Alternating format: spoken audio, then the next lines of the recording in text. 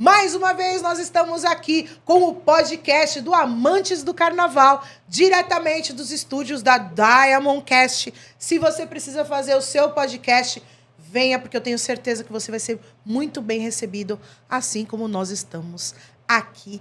E hoje eu tenho um programa muito especial. Eu tenho certeza que você vai gostar, assim como os demais programas que nós já fizemos. Aliás, você já assistiu os nossos outros programas, os nossos outros episódios? Não viu ainda? Ah, não fala mais comigo, pelo amor de Deus. Você não pode perder os outros episódios. Estão incríveis, nós trouxemos convidados muito legais. Se você quiser nos assistir, vai lá no YouTube do Amantes do Carnaval e também no Spotify, que você vai encontrar os episódios anteriores. Como eu falei para vocês, nós temos aqui hoje um dia muito especial, porque eu estou com dois amigos queridíssimos e, principalmente, talentosíssimos. O papo hoje é com carnavalescos. Sim, carnavalescos. E eu escolhi uma dupla que é praticamente Batman e Robin. Sim, o Batman e o Robin do carnaval. Ou melhor, os Gaviões da Fiel, Júlio Poloni e Rainer Pereira. Aplausos, auditório! Quero mais! Meninos, sejam bem-vindos. Que alegria estar aqui com vocês. Júlio, meu parceiro de guerra. Rainer, mais conhecido como Pereirinha, meu amigo. Que honra estar aqui com vocês. Eu sei que vocês têm uma vida aí super agitada, ainda mais nessa época do ano. Muito bacana a participação de vocês. Ah, que honra, Dani. Prazer gigantesco estar aqui. É uma alegria estar aqui justamente contigo. Boa noite para os amantes do carnaval. Estamos aí. E aí, Batman? Desse jeito não vai dar muito certo. Vamos lá. Dani, é um prazer estar aqui. É um prazer estar com vocês do Amantes aqui. Vamos lá bater esse papo. Obrigado pelo convite. Meninos, eu resolvi chamá-los porque eu sei que vocês trabalham em conjunto, né? É uma dupla que deu certo, né? Antes era um trio, que nós tínhamos aí o Rodrigo. Aliás, um beijo pro Rodrigo Miners. Fez um trabalho com vocês agora para 2024 e agora 2025 vocês seguem nesta dupla. Mas nem sempre foi assim, né? Eu queria que vocês falassem um pouquinho para os nossos espectadores, para os nossos ouvintes, um pouquinho da trajetória de vocês. Vou começar com o Júlio. Júlio, você tem uma história inspiradora. Começou menino. E foi através da sua mãe, ali rolou um empurrãozinho, deu aquele famoso olhar. Não, eu tenho em casa um carnavalesco, tenho em casa um menino que gosta de alguma coisa nesse sentido, não sei. Minha mãe é meio doidinha, foi isso mesmo. Sua mãe, se fosse sua mãe, tava bom. Mas conta um pouquinho pra galera como é que foi esse começo, que foi muito legal. Eu comecei com 8 anos de idade. Comecei assistindo os desfiles. 8 anos de idade. Mas como fã, como amante do carnaval. E gostava muito, assistia. Na época era 2001, por aí. E não se tinha tanto conteúdo de carnaval como se tem hoje, né? A gente está aqui num podcast, a gente tem vários sites especializados, Instagram, redes sociais, enfim. A gente consegue hoje acompanhar o carnaval com muita facilidade. Mas na época não. Na época tinha os desfiles na Globo, uma vez por ano, e aí saía alguma coisa em jornais e tal, e eu comecei a ver. Eu assisti na casa da minha avó os desfiles uma vez, ela estava assistindo, eu parei para ver com ela, me apaixonei e dali em diante eu comecei a pesquisar. Só que essa pesquisa é jornal, o que saía na véspera do carnaval, o CD, né, do ano. E eu comecei a me apaixonar cada vez mais. Aí quando eu vi, com 12, 13 anos, eu já assistia a todas as escolas, conhecia a história das escolas, assistia aos desfiles, fazia anotações e comecei a brincar de fazer enredo, né? Que é o que eu faço hoje, só que sério. Então eu escrevia muito, eu ficava ali na sala de aula, na escola, em vez de estar fazendo lição, prestando atenção, estava escrevendo enredo, viajando, enfim. E a minha mãe achava isso super legal. E era divertido mesmo, era legal. Aí, um belo dia, ela me apresentou para a produção da Ana Maria Braga, do programa, né, da Ana Maria Braga.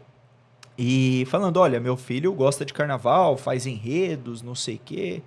Deu aquela floreada, o pessoal achou interessante e me chamou para analisar e para levar minhas opiniões sobre o carnaval daquele ano e o que eu ia esperar da apuração, porque a apuração era de manhã, era logo depois do programa da Ana Maria, né? E beleza, aí a produção me chamou, eu fui. Naquele ano era 2006. Eu até tinha colocado que a Mocidade ia ganhar, que é o que eu achava, né?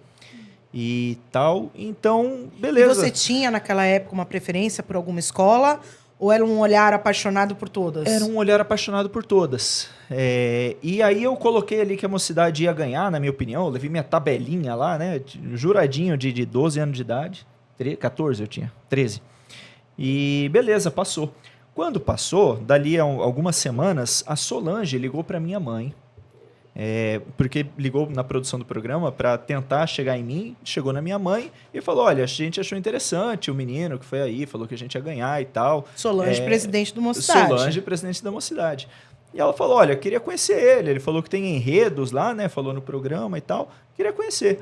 E aí minha mãe me levou, nunca tinha pisado numa quadra de escola de samba, minha mãe me levou lá na quadra da Mocidade para conhecer a diretoria. Daí a Solange tinha organizado lá com toda a diretoria dela, com todo mundo, para conhecer o menino que ela viu na TV. E aí eu levei todos os meus enredos, todas as análises que eu tinha feito e tal. E eles acharam muito legal. E ela me convidou para ser uma espécie de diretor mirim, vamos falar assim, né? Não dirigia nada, mas assim, queria, né, me dar um destaque ali. A Mocidade tem uma base muito forte, né? Eu lembro que mais ou menos nessa época tinha um departamento jovem e que de lá saíram várias pessoas muito bacanas que trabalham com carnaval até hoje. O Fabinho, o próprio Sidney. Fábio Carromeu saiu de lá. O Sidney França é cria desse departamento, saiu Sem dali dúvida. também, grandes nomes. Então a Solange, acho que visionária ali, achou interessante, me levou. E aí eu passei o carnaval, a preparação para o carnaval de 2007 todo, ali participando, ajudando o Zilkson Reis, era carnavalesco na época, então eu ajudava o Sidney a pesquisar algumas coisas pro Zilkson. E assim foi, eu passei o ano todo assim na Mocidade. Só que o ano seguinte, porque minha mãe que me levava, né, todo fim de semana, nas eliminatórias, nos ensaios. E aí, no ano seguinte, minha mãe não tinha mais condição de me levar, meio que me afastei e tal.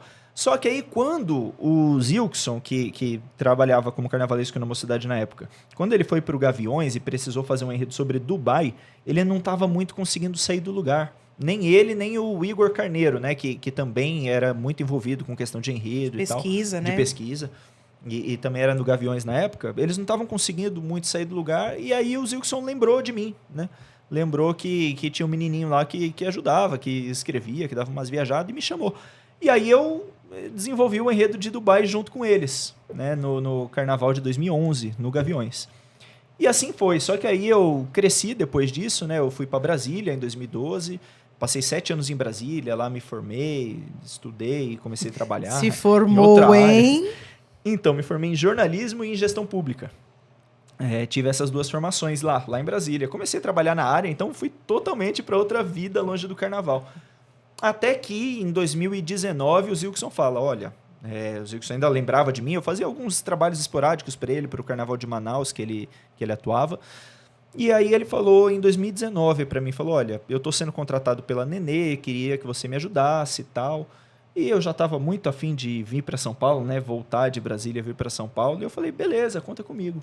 E aí a gente não foi muito bem no Carnaval da Nenê, foi o carnaval que a Nenê, infelizmente, acabou rebaixada, né, para o Acesso 2, por N fatores, né, e Sim. também por parte nossa, acredito, né. E, enfim. E quando acontece o descenso de uma escola, é um conjunto, né? Não é só um...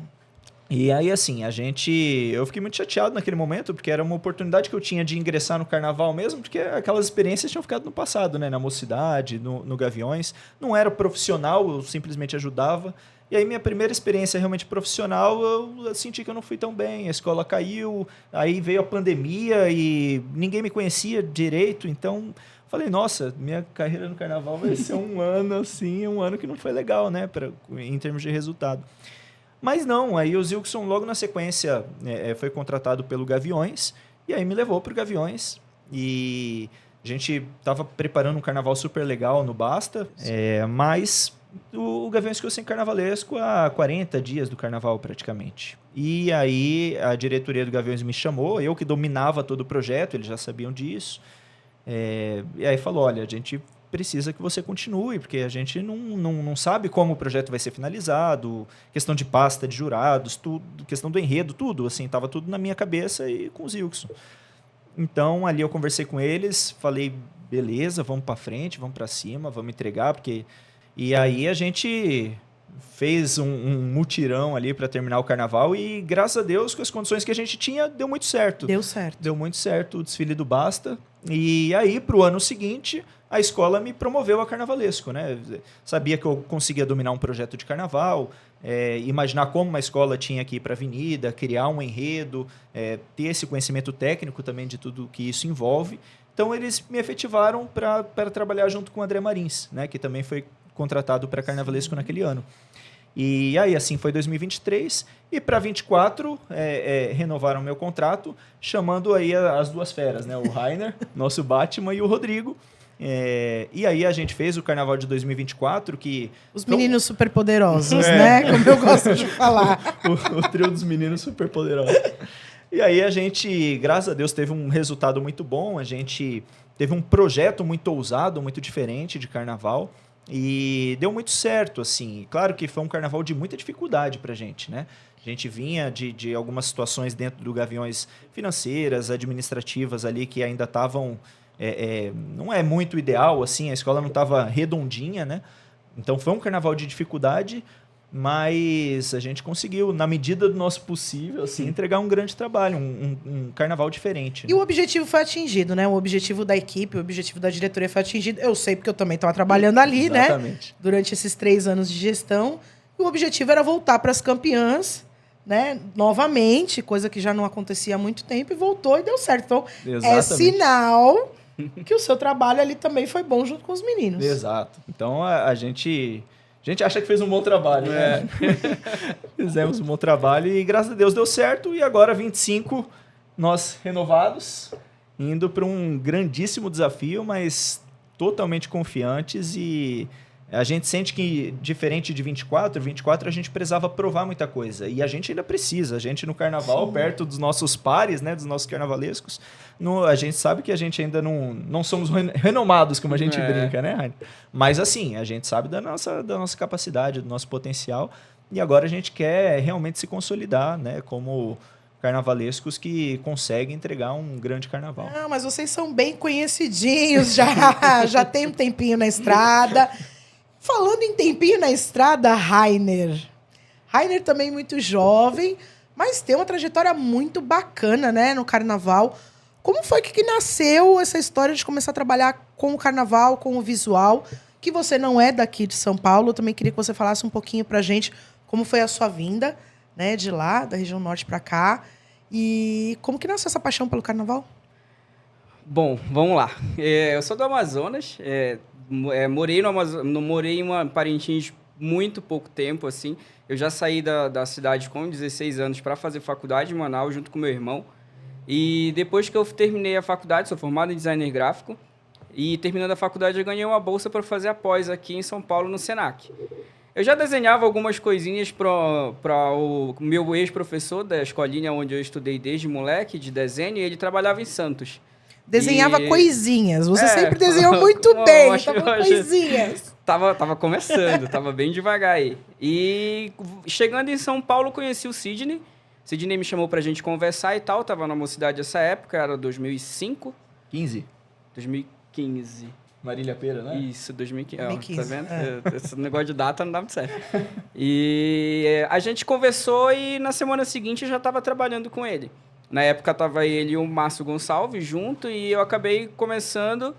Foi meio que sem querer, vamos dizer assim. Eu mudei para São Paulo com uma outra estratégia de trabalho. Eu queria trabalhar dentro da área onde eu trabalhei. Trabalhei em TV quando eu fiz faculdade. Então eu achava que era isso que eu tinha que continuar. A linguagem é próxima da televisão, do espetáculo, para o carnaval? Muito, muito, porque eu trabalhava no setor de arte que cuidava de cenários na TV Cultura lá em Manaus. Então eu já estava começando a ficar uma coisa muito certa na minha cabeça que eu precisava fazer aquilo, que eu gostava mais daquilo. O desenho era uma coisa assim, tipo um passatempo, vamos dizer, uma brincadeira. Que aí foi ficando sério. Foi ficando sério porque eu comecei a acompanhar o Sidney desde a mocidade. Depois disso, ele saiu, foi para Vila Maria. Da Vila Maria foi quando a gente conheceu o Gaviões, eu começando como assistente dele. Depois do Gaviões, ele foi para o Águia. Nesse meio termo de ida para o Águia, eu comecei com ele, mas voltei para o Gaviões. Foi quando contrataram o Paulo Barros e a escola precisava de um diretor de barracão. Como eu desenhava para o Sidney e cuidava dessa parte de alegoria, eles me chamaram para eu começar a seguir um pouco com as próprias pernas. Ali eu conheci o Paulo Menezes, entendeu? Então, a partir daí, acabou o carnaval de 2020.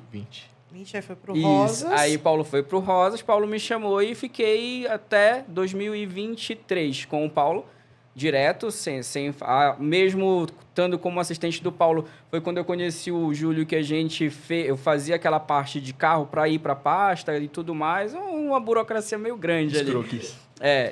Não, croquis, né? Quem pensa... Né? Quem ouve tá pensando que é um croquis, um rabisquinho. Sim. Os desenhos do Rainer são incríveis, mas eu já vou falar sobre isso. E depois, aí foi quando eu conheci a diretoria que estava no cargo até o ano passado, e em 2024 eles me chamaram para assumir junto com o Júlio e o Rodrigo, numa divisão que seria os três conversam sobre o enredo, o Júlio escreve, Rodrigo fantasia e eu alegoria. E foi quando a gente conseguiu aí um quarto lugar que a gente ficou bastante feliz até. Terminando isso, ficou aquela névoa, vamos dizer assim, assumiu a nova diretoria. Eu fui chamado de volta para assumir o cargo junto com o Júlio e daí 2025 você já tem acompanhado aí como a gente vem trabalhando. Nós tivemos uma conversa onde a gente viu que daria muito certo o nosso modelo de trabalho que a gente vem organizando dentro da escola. Acredito que todo mundo tem gostado tanto do enredo, samba e fantasia, que é um trabalho conjunto nosso, apesar de eu ficar e tomar conta dessa parte da construção, é um conjunto nosso. Eu sempre falo que é eu e o Júlio, independente de qualquer coisa. E estamos aí, no caminho para 25. Que também eu sei que você trabalha, você presta serviço para outros carnavais. E eu queria que você também falasse isso pra gente. Então, esse ano eu conheci... O ano passado, na verdade, eu conheci o Edson. O Edson estava no Salgueiro ainda. Edson Pereira. Chefe. Por favor, né? Por favor. E conheci ele, estava no Salgueiro. Ele me chamou, queria que eu fosse mudasse para o Rio para trabalhar com ele em definitivo. Mas aí eu recebi o convite para ser carnavalesco aqui junto com os meninos e a gente entrou numa conversa. Aí ele, obviamente, me incentivou bastante a aceitar o convite aqui e continuar fazendo as coisas para ele daqui, mandando para lá. Passando isso, o Edson foi para Tijuca e a gente teve uma conversa um pouco mais séria agora. Então, ele disse assim, agora eu preciso de você um pouco mais intensivamente aqui. Então, antes mesmo da gente começar no Gaviões esse ano, eu já estava com metade do processo da Tijuca em andamento junto com ele. Tanto que hoje eu vou só para ver se está tudo certo, fazer um acompanhamento, que é o que a gente conversou depois de terminar seus desenhos de alegoria. Lá eu cuido só de alegoria. E é um mundo completamente diferente. Eu sempre falo que aqui é uma coisa e lá é outra. São dimensões diferentes, estilos de trabalhos diferentes. Eu aprendo muito com ele. É um cara assim que tem uma visão absurda de fazer a coisa andar. E eu gosto disso. E como que você elencaria essas diferenças, né? Porque eu também trabalho em outros carnavais e a gente sente muito isso, mas ao mesmo tempo acaba sendo tudo igual, porque tem o resultado final ali que é o desfile. Isso. Mas o processo é diferenciado, o julgamento, enfim. Como que você elencaria essas diferenças, agora já falando da parte mais técnica, digamos assim? Como que é essa preparação, como que funciona tudo, essa grande engrenagem que é o carnaval carioca, principalmente do ponto de vista plástico, né? É uma coisa bem mais complexa do que a gente tem aqui em São Paulo. O Rio, ele tem eu digo que é um problema, não sei se porque eu não conheço, tô me ambientando agora, mas são coisas muito desmontáveis para montar muito em cima da hora. Por conta da concentração. Isso, e a gente sai aqui uma semana antes com tudo montado para deixar tudo pronto, que lá é feito no dia e na hora do desfile, vamos dizer assim. Até é importante a gente falar para as pessoas que estão nos assistindo, A nossa concentração é diferente da do Rio, né? A gente tem aqui, completamente. a gente tem o nosso complexo aqui, a gente tem o nosso sambódromo, que existe uma concentração e também existe um outro espaço onde os carros alegóricos ficam estacionados lá dias antes do desfile, né?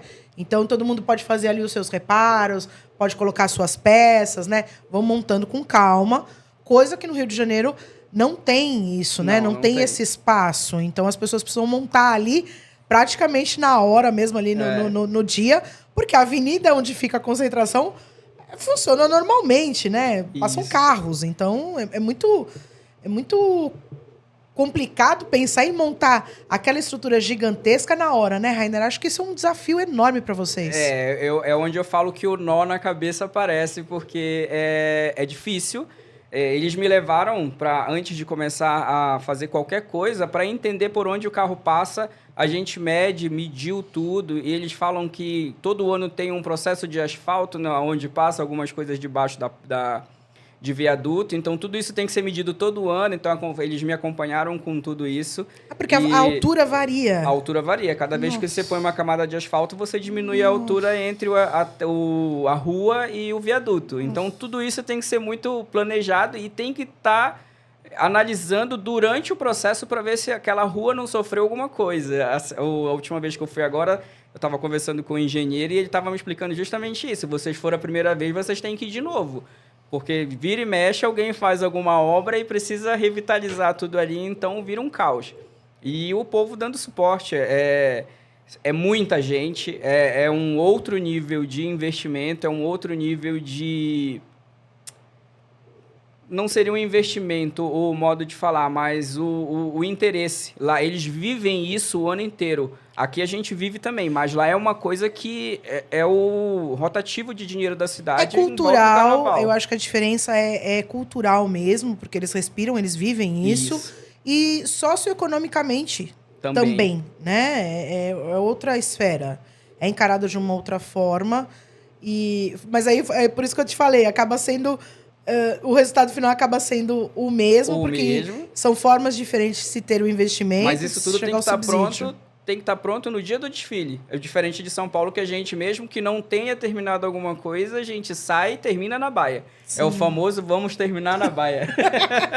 Lá não tem essa opção. Lá chegou lá com tudo pronto, tem que estar tudo arrumado e ver se está tudo certinho na hora da curva. Eu tenho muitas dúvidas ainda, porque, além de tudo, eu só assisti o Carnaval do Rio pela TV.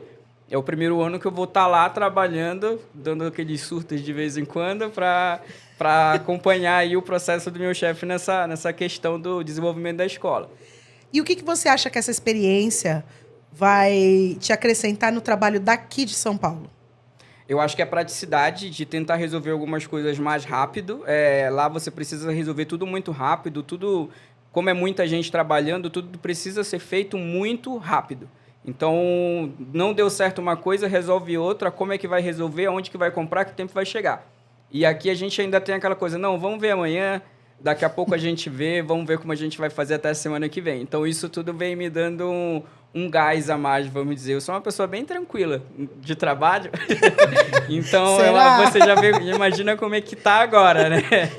Eu imagino. Júlio, você... falou da sua experiência aí desde pequeno, rabiscando enredos, né? Que é muito interessante, que enquanto crianças desenham carrinhos, desenham nave espacial, desenham coisas, você escrevia meio diferenciado. Enredos. Garoto diferenciado. Aliás, não é só garoto, né? Porque ele é diferenciado até hoje. Como que é criar um enredo? Agora eu queria que a gente começasse a partir por esse caminho mais didático mesmo para quem está nos acompanhando. Como que nasce? Quero falar sobre tal. E como que eu desenrolo essa história? Eu quero falar sobre o céu. Tá bom, mas o que tem no céu? Eu tenho um enredo sobre o céu, hein? A gente divide aí. A gente vai montar uma empresa para vender enredo. Mas tem, viu, meninos? Tem. Então, Dani... Como nasce um enredo? Então, aí depende muito da forma de trabalhar da escola, né? Para o pessoal entender, algumas escolas chamam a gente e falam, olha, a gente tem esse tema aqui que a gente quer tratar no carnaval. Então, o nosso tema é esse. Por exemplo, o meu exemplo na Nenê, quando eu estive lá com os Wilkson. Então, a Nenê ia falar de cerveja. Aquilo ali era um tema fechado. Ó, a gente vai falar de cerveja, esse é o nosso tema. Agora, a gente precisa de um enredo. Então, como que a gente faz o enredo? Eu pego aquele tema que está definido. Quando existe um tema definido, que é o primeiro exemplo que eu estou dando, a gente pega aquele tema, cerveja. O que eu faço? Eu vou atrás de toda a história que envolve a cerveja. Onde nasceu, quem produziu primeiro, os principais marcos da trajetória da história da cerveja, por onde passou, onde se popularizou, de onde foi para onde, como é que isso chegou no Brasil. A gente vai estudar a história toda. Então a gente vê toda a história e coloca a história na pista? Não, a gente estuda a história para tentar ver que elementos, que caminhos daí surgem para a gente conseguir fazer um carnaval que seja coerente, que seja interessante, mas que também seja carnavalizável, que a gente consiga cantar, que a gente consiga dançar, que a gente consiga criar algo que seja na linguagem do carnaval, né? Você acha que o pulo do gato está justamente na escolha desse caminho, dessa... Acho. Do que escolher, do que elencar? Eu não tenho dúvida. Acho que é por aí. Acho que quase todo tema, não vou falar todo, porque pode ser que não, mas acho que quase todo tema você consegue criar um enredo. Agora, a forma como você vai discorrer essa história, como você vai contar, como você vai transformar isso em imagens, em esculturas, em alegorias, né? em cenários, em dança, em música. Então, quando você cria um enredo, você tem que pensar em tudo isso. Eu não posso criar um enredo sem pensar em como isso vai se materializar em cada uma dessas vertentes. Então, Você vai pensando em imagens? Totalmente. Não tem como ser diferente. Esse é um negócio meio automático, né, Rainer? Às vezes a gente consegue pensar antes na imagem do que no... Então, é muito automático, assim. O estudo, a pesquisa, ela é mais para direcionar um caminho lógico que a gente vai utilizar, né? Então, assim, eu pelo menos costumo sempre estudar muito, fazer uma pesquisa bem aprofundada para daí escolher o que eu vou contar ou não. Ainda que eu não conte nada ou desrespeite a própria história que eu escrevi. Que eu escrevi não, né? Que eu pesquisei, que eu identifiquei ali. Porque o carnaval tem essa liberdade. Agora, eu acho que a gente tem que fazer algo que tenha sentido. Então, ainda que não tenha um sentido, vamos dizer assim, ainda que, por exemplo, a história da cerveja. Eu posso contar a história certinha, mas acho que é meio chato. Ou eu posso criar uma história a partir disso, ou eu posso fazer uma ironia com a história da cerveja, ou um paralelo relacionando com alguma outra coisa. Como eu vou fazer isso é onde está o pulo do gato. E aí, essa pesquisa mais séria, mais chata, entre aspas, assim, da gente, ela serve de base. Aí, o que a gente vai fazer a partir disso, aí a gente começa a viajar. Isso é quando a escola te dá um tema para você desenvolver. Aí que esse tema pode ser até mesmo a história de uma pessoa ou de uma localidade, enfim. Exatamente. Aí, agora com a história dos enredos patrocinados, né? Agora eu digo, mas já tem mais de década. Muito tempo isso. Mas assim, tem bastante. Então, às vezes a escola tem um patrocínio que ela já conseguiu, mas aí ela tem aquele tema, como que vamos discorrer? Aí chama os carnavalescos, a gente senta, pensa, viaja e vamos embora. E aí, tem uma outra questão também, que é quando a gente já tem um enredo, quando a gente tem um sonho mesmo, quando a gente tem uma viagem que nasceu com a gente e a gente quer colocar aquilo na avenida. E desde que eu estou no Gaviões, pelo menos, sempre foi assim. O Gaviões nunca entregou pra gente um tema pronto, falou, a gente quer esse tema aqui. Então, a gente sempre teve muita liberdade, né? E esse ano aqui foi a prova, né, Rainer? O Vou Te Levar para o Infinito é uma viagem totalmente, assim, nossa. Essa é uma curiosidade que eu tenho também. Sobre os enredos mais abstratos, né? Como que você acaba delimitando esse tema sem viajar muito? Porque... né? Ele precisa ter uma coerência. O jurado precisa olhar e entender que caminho que você seguiu ali. Não só o jurado, como as pessoas, no geral, né? Precisam entender qual é a viagem, o que ela tá... O que a pessoa, o que a comunidade está cantando, né? A pessoa da arquibancada, o que eu estou vendo. Então, por exemplo, o Infinito é o enredo perfeito para a gente falar sobre isso, né? Porque ele realmente é muito abstrato, uma viagem. É uma história, evidentemente, inexistente, que não faz um sentido científico, nem matemático, nem muito linear, mas tem um sentido. Então, o que a gente pegou, por exemplo, para falar do infinito? Então, a gente fez uma viagem para o infinito. Falou, a gente, nesse desfile aqui, a gente vai embarcar para uma viagem que se desprende do tempo e do espaço. Então, a gente tem ali na comissão de frente a nave, né, que as nossas colombinas e arlequins espaciais embarcaram para poder entrar nessa viagem.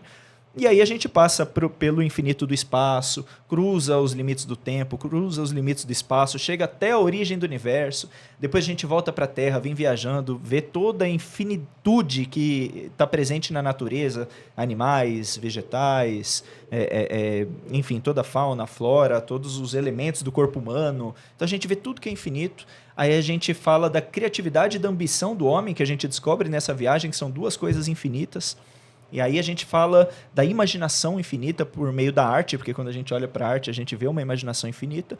E a gente encerra falando de amor, que a gente nessa viagem também percebe que é um sentimento infinito. São potencialidades dentro de uma abstração. Exatamente. E o que eu acho muito mágico é como que eu transformo justamente essas potencialidades em algo que seja atrativo e que, ao mesmo tempo, as pessoas consigam ler isso, né? As pessoas vão ler essas imagens. Exato. Então, a grande dificuldade está aí, né? De como que eu vou transformar algo que não é palpável em visível.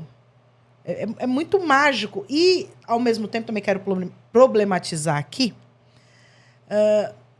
Eu percebo que há um medo de fazer isso. Com certeza. De sair da zona de conforto, do que é palpável, como eu disse, do que é real, né? Que você trata de um enredo em homenagem a alguma coisa ou a alguém, ou até mesmo eu falar sobre alguma determinada localização, como é o caso dos enredos CEP, né? Que a galera costuma falar. E eu trazer um assunto e justamente ousar. Que é inseguro, né? Com certeza, é se jogar inseguro, no escuro. Com certeza, a gente via a tendência das escolas que não era essa, né? A gente está indo para um caminho de enredos cada vez mais como se fosse um artigo científico. Olha, vou falar disso aqui, então vou contar a história exata, é assim que aconteceu. Discorrer, né? Isso.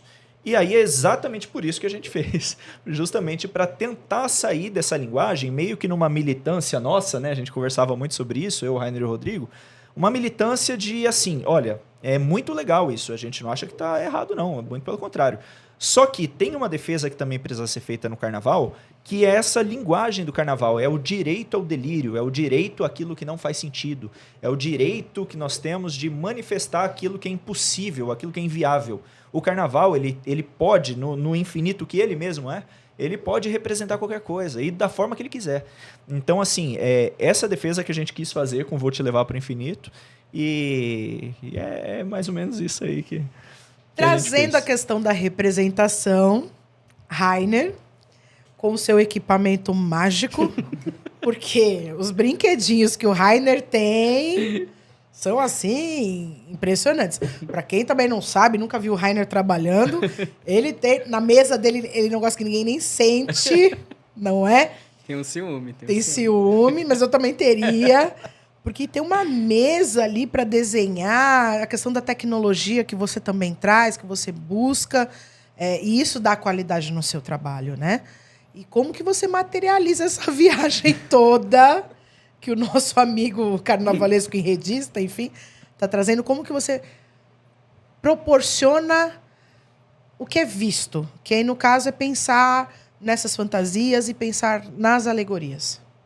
Bom, eu acho que isso tudo começa lá atrás, quando eu comecei a trabalhar no Boi, bem novo também. Eu comecei fazendo fantasia junto com meu cunhado. E... Você trabalhava no Boi lá em Parintins? Isso. Você é do Não Boi? Posso falar que eu trabalhava no Boi porque eu era menor de idade, tá?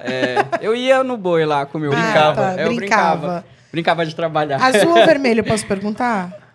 Hoje em dia não tenho uma preferência? Uma preferência, assim, mas eu cresci dentro do azul. Eu fui aluno da Escola de Artes desde os meus 8 anos de idade até Caprichoso. a época que eu saí para fazer a faculdade mesmo. Então, eu cresci ali, mas eu comecei a trabalhar no Garantido. Estava fazendo alguns desenhinhos assim, de fantasia E isso tudo começa ali.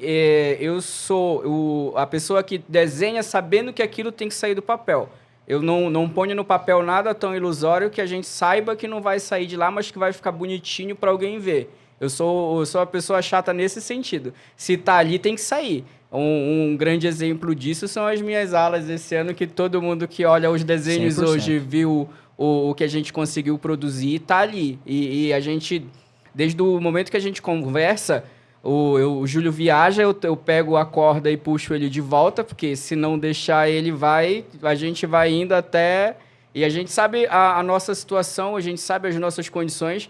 Isso é uma coisa bem legal também nessa parte de criação de um projeto, desde o desenho até a conclusão de tudo, é você saber até onde você pode ir. Então, a gente tem essa cabeça hoje, eu acho que isso é um dos principais fundamentos que a gente tem quando a gente conversa sobre o que a gente está criando, sobre como aquilo vai ter que sair do papel e, claro, como e quanto vai custar, não é isso? A nossa viagem meio maluca, assim. E a gente começou isso ano passado com o próprio apoio da diretoria, na verdade foi um grande pedido deles, né? A gente quer algo diferente. Então a gente saiu disso desde a ideia do enredo, desde a ideia de construção de um desfile de escola de samba e, da minha parte, desde a ideia de construção de um carro alegórico.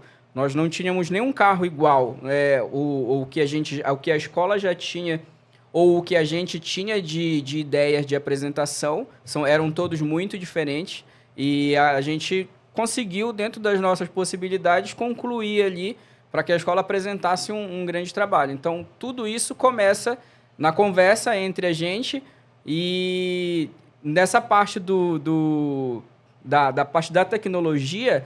Hoje em dia, a gente precisa, além de tudo, ser rápido. Então, o computador ele me ajuda muito nessa parte de preciso fazer isso rápido. Isso precisa sair de mim para ir para outras pessoas o mais rápido possível. Então, desde aí, a gente faz o uso da tecnologia para fazer a construção das artes, dos desenhos e tudo mais, até chegar na parte de conclusão. Então, é tudo um conjunto muito... Não seria abstrato, mas seria uma coisa bem... assertiva, vamos dizer assim. A gente fala que a gente não enrola, a gente tem que fazer o negócio rápido e nessa coisa de produção. A nossa produção e tem que sair. E é isso, a gente vai nessa pegada de tentar fazer a coisa diferente e ser uma coisa evolutiva, tanto para a escola quanto para o carnaval. E desde o ano passado a gente vem construindo isso. E quando você mostra o seu desenho para um destaque, para uma musa, para rainha, para casal, e que você vê a reação dessas pessoas, como que você se sente? Nossa, eu acho que hoje em dia é a melhor parte do trabalho. É saber que eu consigo ali, é um sonho meu, que aquilo saia do papel, e um sonho, no caso das musas, que aquilo ali se concretize para que elas também chamem a atenção. Afinal de contas, elas fazem parte do desfile. O casal é o nosso carro-chefe, é o pavilhão, é quem defende a escola lá na frente do desfile. Então, a gente tem todo um cuidado. Cada pedra que a gente faz, a gente pesquisa. Cada pena que a gente coloca numa fantasia é pesquisado para saber se aquilo está de acordo com o enredo, está de acordo com o que a gente quer mostrar, com o que dá para a escola fazer. Então, a alegria deles é a nossa alegria, porque a gente sabe que ele vai dançar confortável. Então, tudo isso nos ajuda a fazer todo mundo feliz para que a escola inteira esteja feliz. Eu acho que esse é o nosso maior objetivo, fazer todo mundo feliz durante o desfile. E já aconteceu alguma coisa que você mostrou em algum momento? Já aconteceu de você mostrar e ou a escola ou as pessoas que você está atendendo não gostarem e você ter que começar tudo de novo e você fala, nossa, mas ficou tão legal aquilo, como é que eu vou ter que começar tudo de novo? Eu não acredito. Então, antes da gente fazer qualquer coisa, a gente tem um processo de conversa, tanto de fantasia quanto de alegoria, no caso com a diretoria, justamente para a gente ter esse desenho assertivo desde o começo. A gente começa tudo no papel, eu comecei desenhando no papel antes de passar para o computador. Tudo que eu faço no computador hoje, eu fazia no papel antigamente. Então, hoje, no papel era mais complicado. Hoje seria um pouco mais fácil a gente tentar refazer alguma coisa. Mas não acontece porque a gente tem essa conversa prévia de tudo que, no caso, uma fantasia que a pessoa deseja, e a gente expõe também o que a gente precisa que tenha na fantasia. Então, a gente faz um rascunho no papel para só depois eu ir para o computador, finalizar tudo e entregar. Então, tipo, tem uma jogada de mestre nessa questão.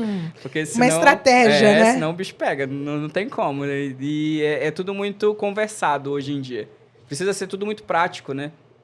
Da mesma forma que eu perguntei pro Rainer, teve algum momento que você se frustrou com o resultado final do que foi para a Avenida? De algo que você tenha pensado e você olhou ali o desfile acontecendo e fala, caramba, podia ter feito uma coisinha diferente ali, podia ter falado de uma outra forma. Acontece isso?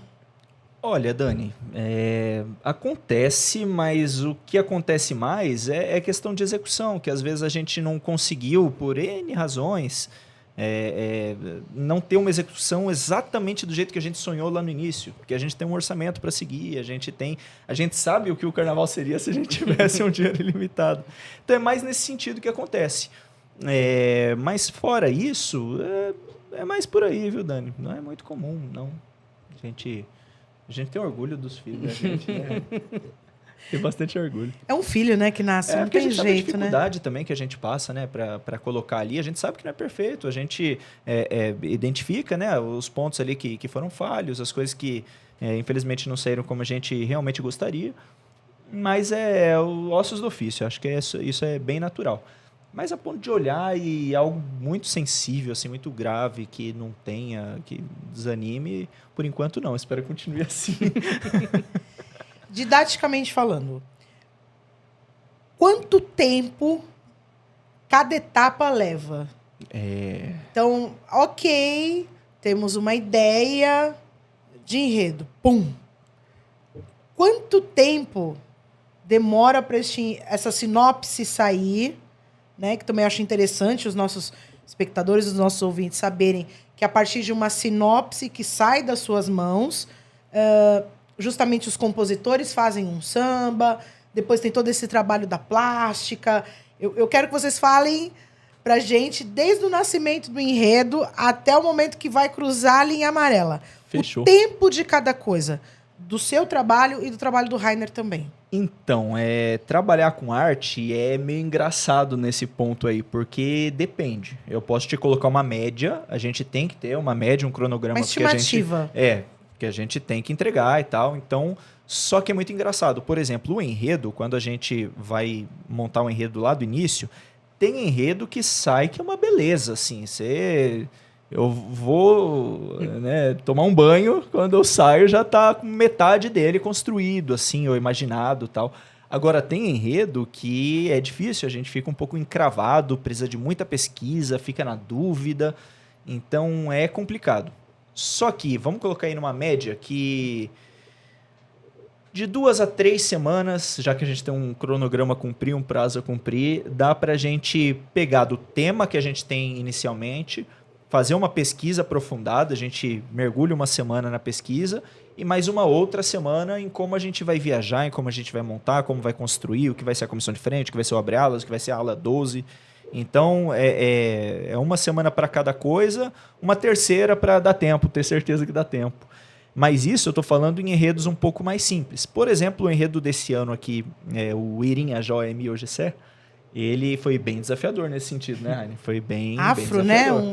Uma novidade para os Gaviões. E a gente quis colocar a nossa impressão digital nele também, assim. Então, ele não é muito comum, né? Ele não é muito tradicional. Então, o que a gente fez? A gente precisou estudar muito a cultura, né? E a gente está passando por diversos povos. É uma viagem do espírito mensageiro por diversos países da África. Então, a gente teve que pesquisar direitinho a cultura de cada país, as vestes, os rituais, cada ritual que a gente está abordando. Então, foi uma pesquisa muito extensa. Tanto que sinopse, a gente tinha o costume de fazer uma página e meia no máximo. Esse ano aqui saiu com 6 páginas, né? Então, é muito denso mesmo, assim, são muitos elementos, né? Tem uma riqueza cultural muito forte. E então, esse ano foi mais complicado por conta disso. Para o Rainer também ele vai falar, mas para desenhar a mesma coisa, teve que pesquisar cada ritual, cada localidade, como que é a a roupa, a indumentária daquele povoado, daquela etnia.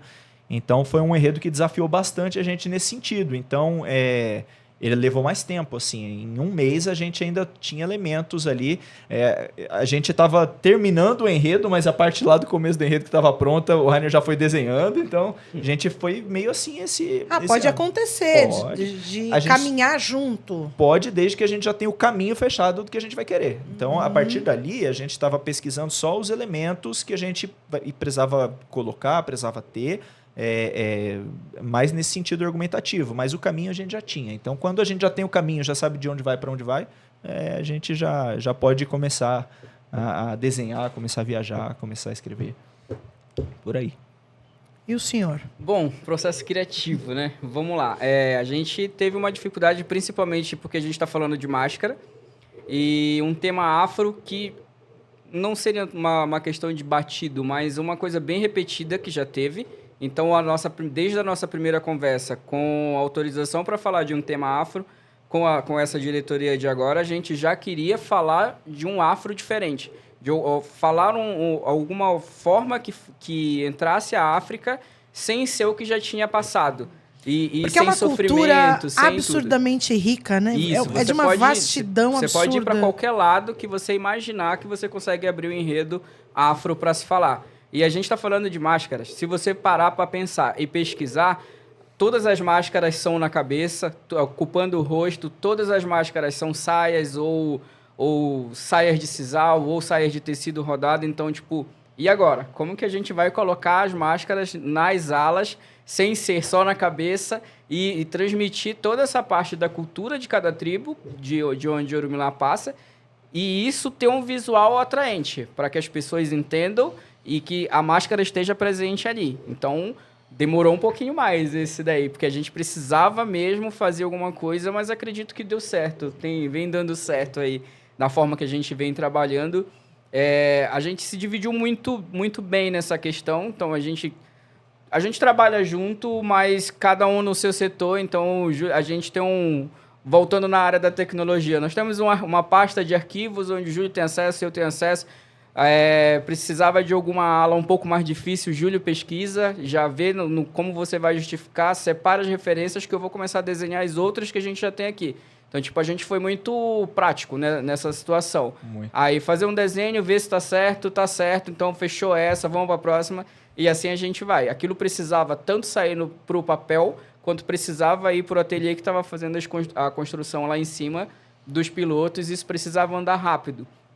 Nós temos mais alas do que o ano passado. Então, tudo isso é um processo muito grande. A gente já está em quase outubro, então já precisaria estar com muitas mais alas adiantadas.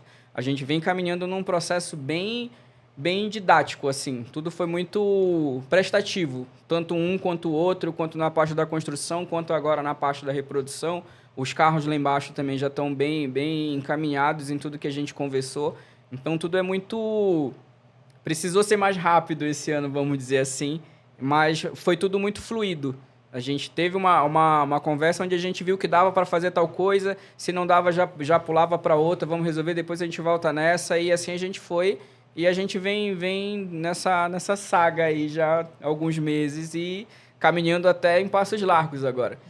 E a gente precisou economizar esse tempo, né? Porque como é um enredo que desafia, ele tem esse nível de detalhes que a gente precisou, então a gente teve que trabalhar com muita praticidade, assim. E, na verdade, esse enredo tem também uma questão que a gente estava colocando sobre pesquisa, como se constrói. Esse enredo foi totalmente diferente também nesse sentido, né? Porque a gente estava... Beleza, a gente tinha muita vontade de falar de máscaras africanas, né? Mas aí, caraca, para que caminho a gente vai? E quando a gente pesquisava, não vinha algo que a gente pudesse contar, assim, ó, as máscaras começaram aqui. Na verdade, a gente até viu lá de onde começou, mas... por onde, foi para onde depois, por quem, como funcionou. Então, se a gente fosse abordar de uma forma mais histórica, primeiro que a gente ia cair no afro que a gente já quer fugir, que é pegar uma história e contar. Não que isso não tenha valor, tem, mas assim, a gente queria um outro caminho.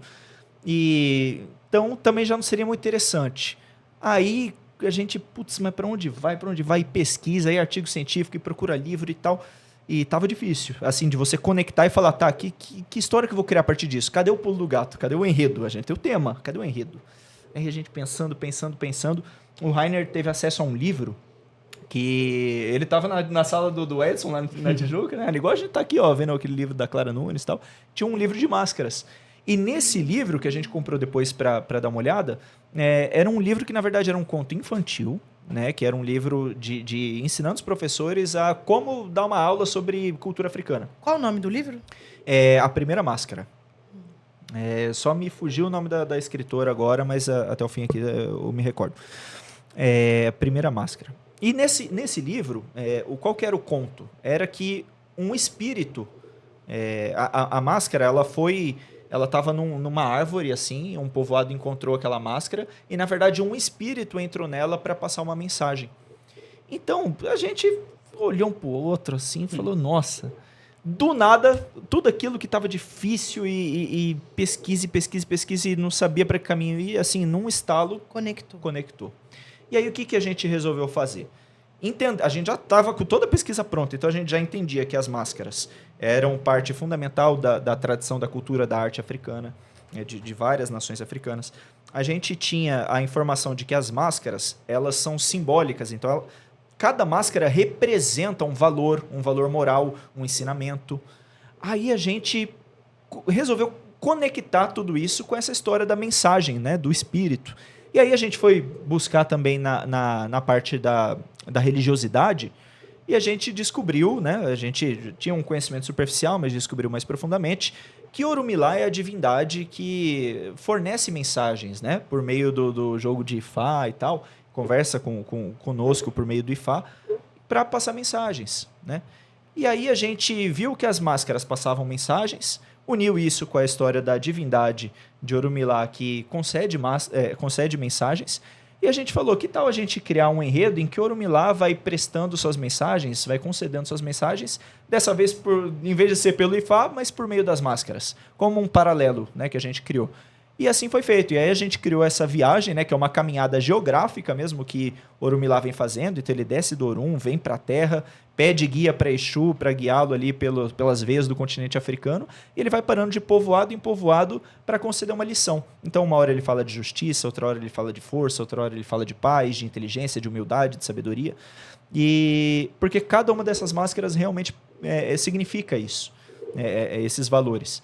E aí a gente conectou as coisas e foi fazendo essa caminhada geográfica. Aí nas nossas alas a gente está representando cada uma dessas máscaras, né, que são 17 máscaras ao todo. Então a gente vai representar essas 17 máscaras, esses 17 povoados, e com os ensinamentos que cada uma tem. E são as máscaras reais que são utilizadas lá e com os significados reais que ela tem. E nos nossos carros a gente colocou alguns pontos históricos da África que, conforme Orumilá vai passando pelo continente, pelas nações, ele vai presenciando alguns fatos históricos. Então, quando ele está ali na Nigéria, por exemplo, ele chega ali bem no momento que é o reino de Oyó, governado por seu quarto alafim, Xangô. Quando ele chega em Angola, ele presencia os horrores da escravidão. Quando ele chega no Congo, ele presencia a colonização belga. Então, a gente conecta, inclusive, esses valores morais das máscaras com cada uma dessas situações que Orumilá vai encontrando no caminho. Então, demandou uma pesquisa histórica, uma pesquisa das máscaras, uma pesquisa cultural, uma pesquisa religiosa, para a gente chegar... Você teve que sair da sua zona de conforto, que foi o que eu falei lá atrás, Exato. E buscar a sua própria linha de trabalho. Exato. Muito, muito rico esse processo, né? E eu acredito que quem ganha é o carnaval com tudo isso. Então a gente... Sair do comum. Sim. A gente saiu desse comum e o resultado final do enredo, assim, agrada muito a gente gosta muito, acho que é um enredo muito rico e foi coroado pelo samba, né, que a gente tem agora, que narra com uma precisão, com uma poesia e com uma força, que é o que a gente deseja realmente passar por meio desse enredo. E a grande dificuldade de se tratar um enredo como esse é buscar as fontes, né? Há muito tempo eu fui escrever sobre Mestre Sala e Porta-Bandeira e praticamente não existia uma bibliografia sobre isso. Eu estou falando de 25 anos. Né? Há 25 anos não tinha a quantidade de estudo que a gente tem hoje, estudos concretos.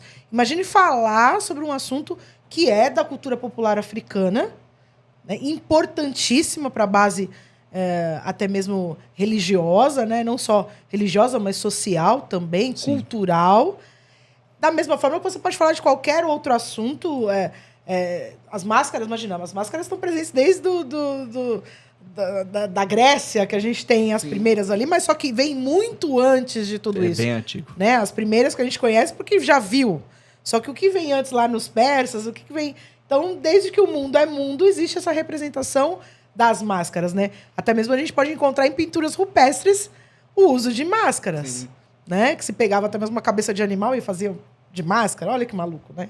E muito bom que vocês trouxeram isso. E aí a gente resolveu até ir atrás de Orumilá, porque os rituais com máscaras, eles são acessos ao Orum, acesso ao mundo espiritual, né? Que eles se conectam com os antepassados, com essas mensagens divinas. Então, mas até a gente chegar nisso, a gente precisou estudar muito cada um desses elementos. A concretização de tudo isso, Rainer, foi muito falada aí nos últimos dias por conta dos pilotos. Da forma como vocês apresentaram as fantasias e como bem o Júlio disse, você também falou, as máscaras não estão apenas no rosto, né? Pegando esse enredo, o exemplo do enredo de vocês desse ano, as máscaras não estão só no rosto, mas está na parte da fantasia, enfim. Como que foi estudar essa colocação, né, justamente desses elementos que são pontuais, que são importantes para trazer a característica, para caracterizar aquela determinada região, aquela determinada máscara, e os materiais empregados? Como foi que você chegou nesses materiais? Porque isso também foi bastante comentado. A forma como você trabalhou com esses materiais e até mesmo pôde colocar na roupa de modo que ela ficasse elegante, que tivesse um impacto visual, mas que ao mesmo tempo fosse funcional para quem está desfilando. Eu acho que desde o nosso processo de pesquisa, né, a gente já vinha falando sobre isso. A fantasia precisa passar a mensagem que a gente tem no enredo, mas o componente também precisa se sentir à vontade para usar aquilo durante o desfile. Então, desde aí, nós já começamos a pesquisar um tipo de tecido que seria mais leve, por exemplo, um tipo de material que desse um volume e um movimento que também fosse mais leve e mais barato, que eu acho que é o ponto principal de todo o carnaval. E por que é importante eu ter o volume e ter esse movimento para quem está nos assistindo e não imagina isso? Tá, a gente imagina o desfile de escola de samba como um grande tapete. Esses tapetes são formados por alas e carros. Nessas alas, essas fantasias, nós temos uma visão de que tipo isso precisa tampar o chão do AMB. O AMB seria o asfalto por onde a escola passa. Então, a gente precisava ocupar espaço. O desfile de escola de samba é uma procissão que ocupa espaço durante a apresentação do seu enredo. Então, a gente ali já começou a pesquisar opções de materiais, opções de tecido, opções de formatos de ala, de costeiro, de como essa máscara seria apresentada em cada ala. Então, isso foi o que demorou mais. Depois que isso concretizado, a gente precisava sair e tentar explicar para o nosso fornecedor que aquilo precisava sair do papel.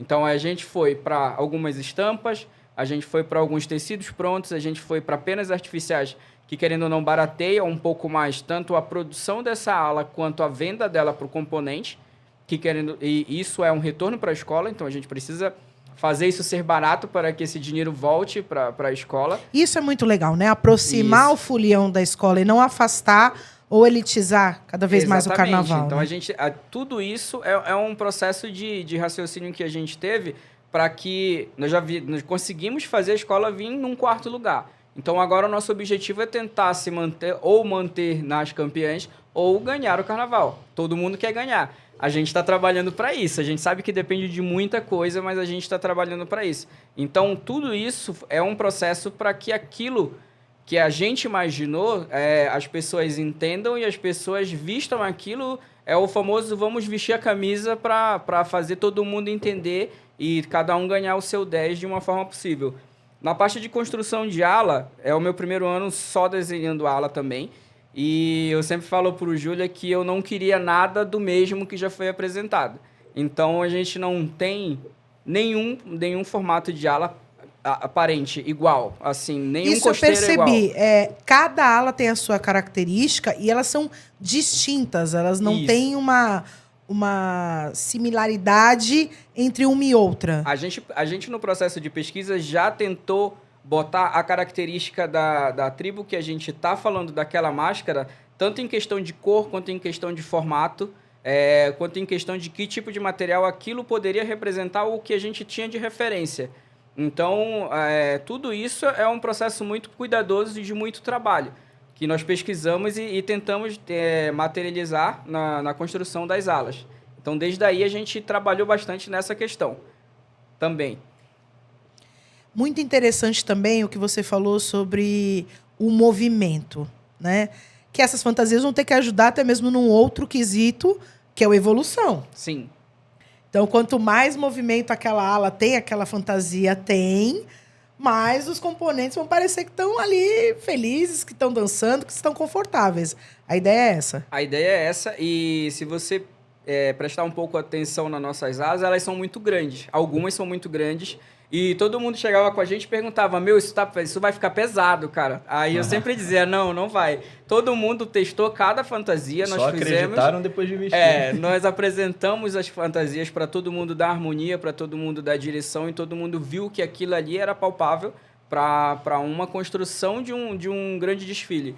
Que é o que a gente busca. Eu acho que precisa ser uma coisa mais opulenta. Eu acho que o enredo pede isso. E a gente tem a possibilidade de apresentar desse formato esse ano. Então, tudo isso foi muito feliz, assim, da nossa parte. Que tudo que a gente pensou, tudo que a gente imaginou, a gente conseguiu tirar ali do papel e isso vem se materializando, né? Para a gente ter uma construção das alas em potencial para um bom desfile. E a alegoria? Porque vocês falaram que as alegorias também vão ajudar ali nessa ilustração das tribos. O que você me diz das alegorias hoje no Carnaval de São Paulo? Você vai sair desses 6... Pode falar à vontade. Adoro uma polêmica. Você acha que o caminho que você está trilhando hoje, criando essas alegorias, vai ser diferenciado daquilo que a gente já está acostumado a ver? Eu acho completamente. A gente já tentou começar isso ano passado. Dentro das nossas possibilidades, nós conseguimos fazer alguma coisa. E esse ano eu acho que eu estou mais seguro para que aquilo ali seja um pouco mais. Então, a gente vem nesse processo criativo, a gente já tem os 4 carros definidos e desenhados e tudo, e todo mundo que olha fala assim, isso vai sair? E a gente sempre fala, se a fantasia sair, o carro vai ter que sair. E a gente tem um grande profissional com a gente esse ano, que é o Márcio, que foi o cara que eu comecei a trabalhar junto com o Sidney. E o Márcio tem um perfeccionismo no acabamento, de decoração, de cuidado com o carro, que a gente não... E o Márcio foi campeoníssimo, né? Então, tem tudo isso. O Márcio eu sou fã do Márcio, eu sempre deixo isso bem claro. O Márcio foi quem me ensinou também muita coisa quando eu comecei lá no Mocidade, junto com ele, com o Sidney. E hoje a gente tem a honra de ter ele com a gente. Márcio Gonçalves. Isso, Márcio Gonçalves, cara.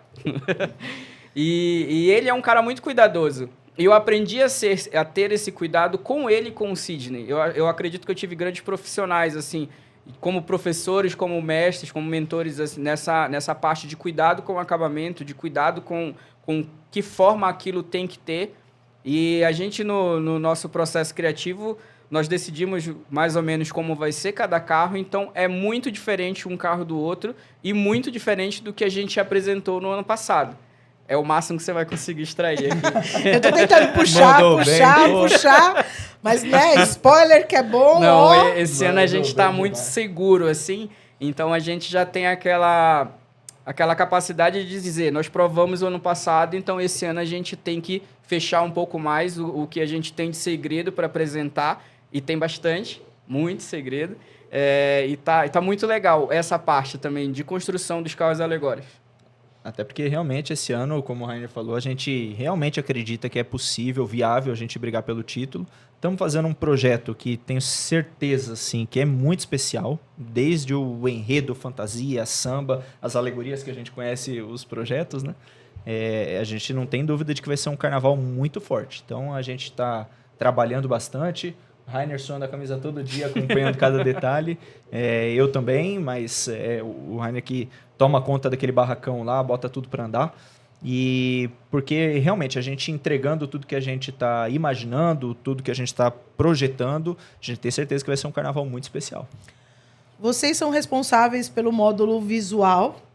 Para quem não sabe aí também, são 3 quesitos que são avaliados através do trabalho de vocês. É o quesito enredo, o quesito alegoria e o quesito fantasia. Se você pudesse resumir, Júlio, assim, muito brevemente, de uma maneira também didática para quem está nos assistindo, nos ouvindo, o que o jurado precisa ver do quesito enredo? O quesito enredo, ele precisa ter uma coerência, então eu não posso estar contando uma história, do nada colocar um elemento que não tem uma conexão, né, com o que veio antes, com o que vem depois. Eu não posso me contradizer ao longo da história que eu estou contando. E toda a minha representação plástica, todas as minhas fantasias, todos os meus carros, tem que estar relacionados com a minha história. Então, cada fantasia que você vê ali na avenida, aquilo ali precisa ter uma justificativa em cima do enredo. Aquilo representa tal coisa no enredo, na minha história, isso está posto na sinopse. A sinopse ela precisa ser refletida em forma de imagem na avenida. É basicamente, muito brevemente, isso. É um ampassã mesmo. Alegoria e fantasia. O que o jurado precisa ver? Eu acho que a gente continua nessa parte da coerência do que o enredo está falando e, plasticamente, aquilo precisa estar muito bem explicado. É o que a gente buscou no todo o nosso processo. E alegoria seria um fechamento. A gente fala de fechamento, que seria um fechamento de alguns setores, de uma forma cenográfica, que aquilo ali esteja no resumo do que a gente está apresentando e no que está na pasta para eles entenderem o que cada elemento, que seriam os pontuais, que seriam os carros, tivessem contando tudo que está de acordo com o enredo. E pensando também na questão do acabamento, do Isso, cuidado. É o final, vamos dizer assim. Né? O acabamento e está de acordo com aquilo que a gente projetou, né? Porque na pasta a gente manda as fotos das fantasias, então a fantasia ela tem que estar igual à foto que a gente mandou na pasta do jurado, não pode nem estar mais bonita, tem que estar igual. E os carros tem que estar igual o croquis, que a gente já falou um pouco antes, né? Que é o projeto, onde a gente fala, ó, aqui vai ter uma escultura, aqui vai ter uma bola, aqui vai ter um quadrado, aqui vai ter gente, e aí tem que ir do jeitinho que a gente colocou. Não pode ter nenhuma avaria, nada quebrado, nada despencando, pelo Exatamente. amor de Deus. E não vai ter. A gente está quase chegando no finalzinho, infelizmente. Para a gente encerrar esse bate-papo, essa aula que vocês deram, que foi maravilhosa, eu queria que vocês falassem o que vocês ainda não viram na avenida, o que vocês ainda não viram no carnaval e que vocês gostariam de ver. O que está faltando? Pode falar, eu gosto de polêmica. Vocês estão muito bonitinhos. Vamos lá, eu acho que o que falta hoje, o que a gente sente que falta num desfile de escola de samba, é você assistir aquilo e sentir que aquilo te tirou o fôlego. Eu acho que é isso que todo mundo busca, é o que o jurado procura para dar o 10 e o que os telespectadores que estão assistindo aquilo ali olhem e falam assim, caramba, olha que legal, eu não sabia que isso existia e que isso é uma história. Então eu acho que todo esse contexto hoje, quando você vê uma escola de samba entrando na avenida, é aquele bater mais forte no coração. Trabalhando dentro de uma escola de samba, bate o coração um pouco mais forte, ou por amor ou por raiva na hora do desfile, mas eu pelo menos sinto essa falta daquela empolgação que você sente ao assistir aquilo, mesmo que ao vivo ou pela televisão mesmo. Acredito que seja isso, assim, o meu ponto de vista. É o que arrepia, né? Isso, é o que arrepia. Eu concordo totalmente com o que o Rainer colocou, e é uma pena, porque realmente falta isso, e eu vejo que nem todo mundo busca. As escolas ficam um pouco receosas de buscar, porque a gente não tem um regulamento que privilegia muito isso. Então a gente vê isso no Rio de Janeiro, por exemplo, né? Alguns momentos do desfile, inovações e tal, eles buscam esse arrepio. Agora, aqui em São Paulo, a gente tem desfiles um pouco mais protocolares, vamos dizer assim. Então a gente vê passar e fala, poxa vida, mas isso aqui eu vi já. Aí vem a outra escola e fala, beleza, tá bonito, tá isso, tá aquilo, tá criativo, tá legal, mas já vi, assim, tá Será padrão. que não é receio de ousar e não trazer a nota? Porque muitos falam isso. Com toda certeza. A gente precisaria ter um regulamento que refletisse o espetáculo, né? O arrepio e tal. Mas a gente não tem muito, né? A gente falha um pouquinho nisso. Então eu entendo o receio das escolas, porque quando você vai usar, fazer muito diferente alguma coisa, você só tem um risco, você não vai ganhar mais nota por isso, né? Então, se bem que a gente tem algumas estratégias, né, Rainer, que a gente busca nota por meio disso, assim. Tem jeito. A Mas, gente assim, começou isso ano passado, né? É. Então, acho que o nosso diferencial hoje é isso. Independente de regulamento ou qualquer outra coisa, a gente está arriscando. Eu acho que é o que a gente quer, é o que o nosso sangue pede ali e o que a nossa escola proporciona.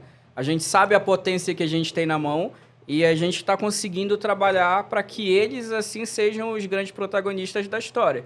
Acho que é isso que falta. Exatamente. E a gente busca mesmo esse arrepio, esse diferente. E esse ano, como o Rainer adiantou aqui, com certeza vamos buscar mais ainda.